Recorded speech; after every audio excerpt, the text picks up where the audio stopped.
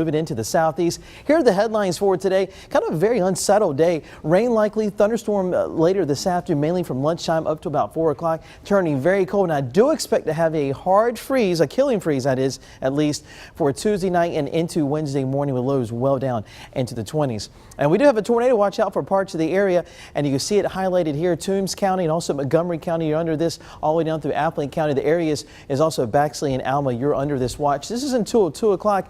You see this areas here, areas close to the coast, Chatham County, the low country, you're not under this. However, I do expect this watch to be extended further off to the east as we go throughout the remainder of the morning with more showers and storms back off to the south and west. Lightning strikes, you can see them there just south of Albany. Heavy rain moving through parts of Alabama. I got another view of this tornado watch. Also the red areas here, there's a tornado warnings in southwestern parts of Georgia. That's why we potentially can have some strong to severe storms later today, with the main threat being gusty winds, and also we'll have some heavy rain.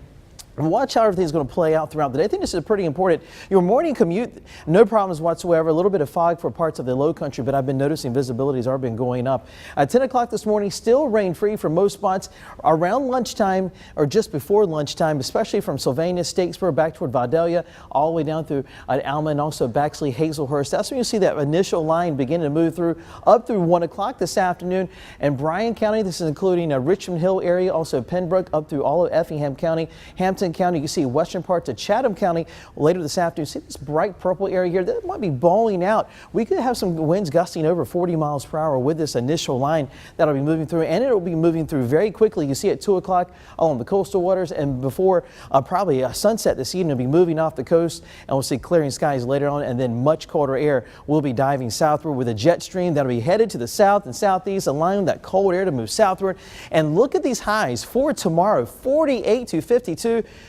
That 52 may be a little too warm, folks. Many areas probably not getting out of the 40s for daytime highs on Tuesday. And there's another look at that cold day for tomorrow. And then, like I said, we will see a killing freeze coming up, the first one of the season for many areas, with probably freezing temperatures for at least 6 hours across many areas for Wednesday. 24 degrees, 54 on Wednesday, but temperatures will be rebounding once again back up in the low to mid 60s by the closer to the end of the work week.